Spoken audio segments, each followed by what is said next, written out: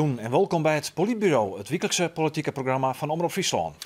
En dus gast is van de jong cultuurwethouder Sjoerd Vijsma van Ljouwert. En dan zullen we het vanzelfs hebben hoe het culturele haatsteed hier, 2018. Het jubeljaar is dan nou toch echt begonnen. Heel 2018 is Ljouwert, Friesland, een groot festivalterrein. Van Fontijn naar Reuzen, net in zal het culturele haatsteed hier ontgaan. Is het alleen nog maar joegij het komende jaar? Waar zit bij de Ljouwerter cultuurwethouder Sjoerd Vijsma de spanning? En wat voor college krijgt de haatsteed de komende 4 jaar? Sjoerd Vijsma, welkom. Ja, dank u wel. Ja, die spanning voor jou, waar zit er voor jou die het meest? Ben je zenuwachtig? Voor dit jaar, dit mooie cultuurjaar. Nou, ik ben eigenlijk net zo zenuwachtig, moet ik eerlijk zeggen. Heb je net zwargen van zaken die het wel goed gaan moeten? Nou, ik denk dat de organisatie Culturele Haatsteed together met al die losse initiatieven die we nou, die komen nou echt los heen, de provincie, dat die de zaken goed voor elkaar hebben. We halen een paar hele mooie dingen zien. Het project onder de Tour is bijvoorbeeld al los. En de reacties daarop zijn heel goed. Dus daar ben ik heel wies mee. In Ljouwert is natuurlijk in december het stationsgebied openen. Maar in feite de eerste fontein, die zit natuurlijk nog net onder, door in de Farrier, van Plenza. En de reacties daarop ben ik goed en positief. Dus ik zorg het hier mijn vertrouwen tegemoet. Geen zenuwen dus bij de wethouder. Even zorgen naar het voortraject, want er moet toch even een paar oude kei uit de sleer helpen. Het voortraject wie net bepaald vlekkeleers.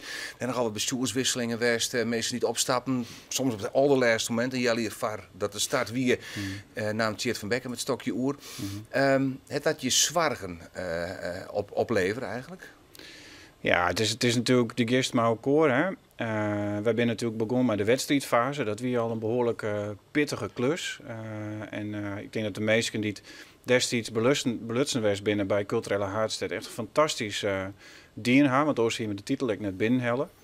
Maar daarna komt het natuurlijk in een nieuwe dynamiek. De dynamiek van concretiseren, de dynamiek van de budgetten op worden krijgen.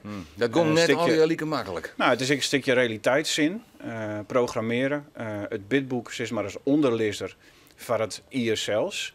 En dat is natuurlijk een heel spannend traject geweest. Er moest extra geld bij van provincie, gemeenten. Je kreeg dat net goed van elkaar. Daar hebben we eerder op praten.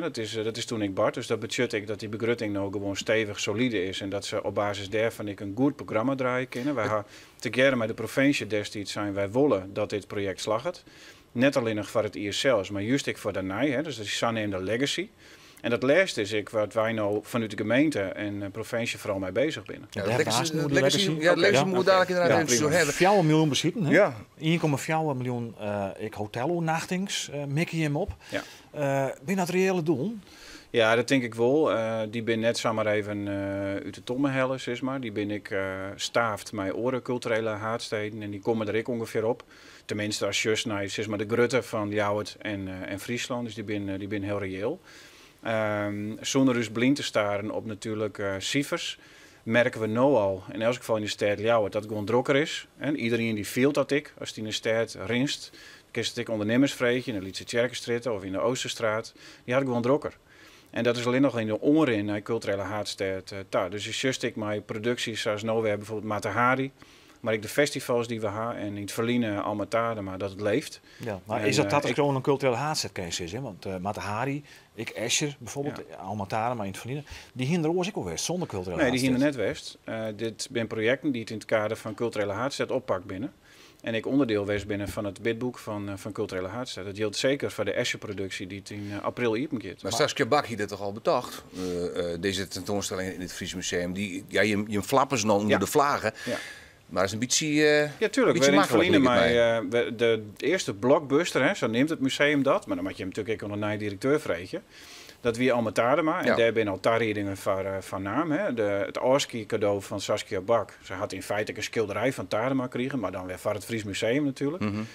Dus dat is weer. Maar er is wel degelijk, Sjoen, ik mijn budgetten van culturele haatsteed naar 3 blockbusters. En die wie net op deze manier uitviert als culturele haatsteed er net wijzen zo. Economisch effect, hè? Daar zit je natuurlijk ook nooit te zien. Het is natuurlijk mooi aan hier 2018, maar wat smiet het eigenlijk op? Economisch jongen van de stad. Smiet het überhaupt wat op?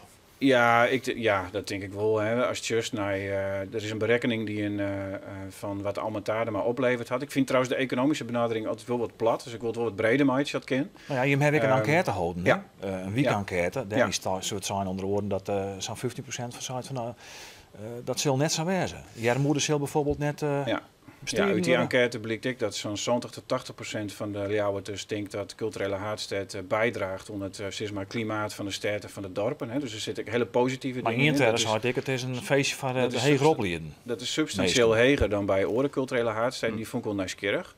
Maar natuurlijk is het zo dat net zomaar één op één economisch rendement uit een cultuurproductie helk is. Dat moet groeien. En dat is het wichtige van zo'n legacy. Als we even waarom zien naar Almatadema, dan weten we dat die productie die had zo'n 1,6 miljoen kost. En die had de binnenstad tot dan 6 miljoen opleveren. Dus bij dat soort voorbeelden kun je al zeggen dat het werkt en dat het dus werkje zal. Maar dan moet wel een goede agenda hebben. Net alleen voor acht jezelf, maar ik voor daarna. Om de focus op de stad en de regio te houden. En dus om mensen naar Friesland te halen. Dan komen we dus eigenlijk over de legacy te praten. Want we moeten het natuurlijk nog even hebben. Want hier is 2008 voorbij, dan hebben we 2009. Ja. Dan zien er nog hier en daar wat fonteinen ongetwijfeld. Ja. Die trouwens qua onderhoud verrekking van de gemeenten komen. Maar Claire, die fontein die staan er. Maar wat is er dan nog oer? Wat moet er oerwijzen van de reuring die je in dit hier creëren willen? Ja. Nou, dus die net hier en daar. Nee, dat ben halve, dat weet ik wel. Ja. En de gemeenten gaan maar de provincie goede afspraken maken.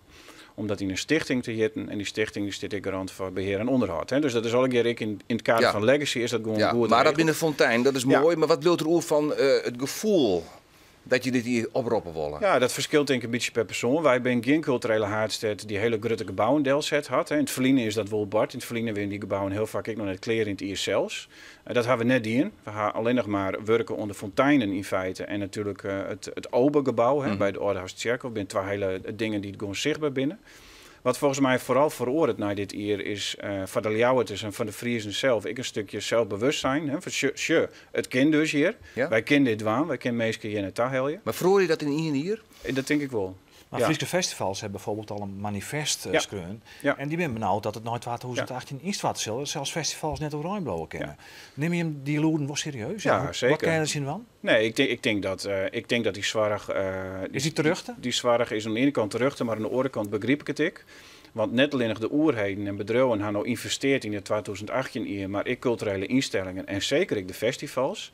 En die gaan natuurlijk ook hun eigen stip op de horizon zetten. In 2020 of 2024 willen wij dit. En ik denk dat wij dit eerbroeken matten. Dus ik net heel vreemd omdat dit eer te doen. Hij zien Aro's ik dien. Dit eerbroeken matten om mij mijn ondernemers en ik mij de culturele instellingen. Het is wat horen we er nou van hoe? Wat gaan we nou wel doen en wat gaan we nou net doen? Iedereen die weet dat die grote bedragen die nou in dit jaar uitgaan worden aan culturele events, dat dat net dwaankist tot in de eeuwigheid. Dat kan gewoon net. Nee. Maar dan is natuurlijk wel slim zijn, waar mijn trok is. En dan hast het per definitie door hele oren, dan hast het door hele oren bedragen. Ja. Na een college is dat dus, die daar ook in maat. Hij hem er in de onderhandelingen bijvoorbeeld ik al over praten? Ja, we houden een heel soort praten in de onderhandelingen. We hadden natuurlijk over de legacy van culturele haardstad, zoals iedereen het erover had. En dit ben ik punten die wij meenemen zullen in het akkoord. Nou, laten we even praten over het nieuwe college, want dat is clear, hè? Of 4 hinnen clear? Ja, ik kan zeggen dat wij morgen om 3 uur een persconferentie hebben. Dus dan zal ik duidelijk worden zeg maar, hoe het zit met portefeuilles. En dan zal ik duidelijk worden hoe het zit met financiën. Want er lijkt een behoorlijke opjeft als het gaat om het sociaal domein. Ja, je krijgt financiën weer in portefeuille? Dat Jerry hem mooi. Maar je bent wel wethouder. Als cultureel wethouder in 2018 net won, dan zou het heel raar zijn. Je bent kandidaat. Ik ben kandidaat eigenlijk een van de 4 virtual fights, maar die krijgt cultuur. Ik kan wel zeggen dat ik wel trok in mijn cultuur. Laten we het daarop houden. Nou, voor jouw partij, Partij van de Arbeid, jouw eigen partij, CDA, Paul GroenLinks en D66 via de nieuwe partij in het college. Klopt. Ja. Is het al wat bekend door de orde wethouders? Er is heel wat bekend door de orde wethouders. En Jemjer dat alle keer morgen om 3 uur. Morgen om 3 uur zal het het laatste college eigenlijk van die partij in 22 november de verkiezingen van dat het even door. Ja, klopt. Maar het die dan, dat wie ik nedig. Ja, we hebben wel even de tijd naam. Dat hier ik te krijgen met die opgave die er is in het sociaal domein. Ja, de 10 miljoen die nog boven de merk ja, zweeft. Er zit een behoorlijk bedrag nog in. Ik nog een bedrag als het gaat om de uitkeringen, de buig en de participatiewet. Hè. Dus dat houdt net op met die 10 miljoen. Dus dat is wel pittig. Maar ik denk dat er morgen een mooi pakket leidt waar wij mee aan de slag gaan. Nou, ik dat vol spanning houden. Ja, ze hebben hoe mooi met jou watje. Want meer wil je op dit stuit net zitten. Nee, dat ging net wel. Nee. Laten we even zien hoe u cartoonist Gerk van Beek zocht naar Sjoerd Feitsma en Culturele Haatstedt en het Nije College.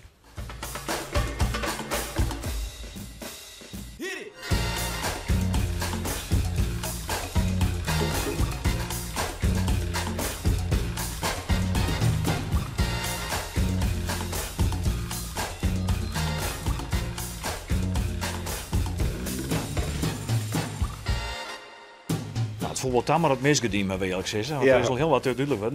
Tegen dank voor je komst naar het politiebureau Sjoerd Feitsma. En we willen verzellen dat je al dit jaar, 2018 vooral, beschikbaar blijven voor u. Oké, komt goed. Dank u wel. En dan zijn we dus al even van het politiebureau. De eerste van het jaar 2018. Minder Nijwiekeman die vanzelfs weer. Bedankt voor het zien. Nog een hele nog video.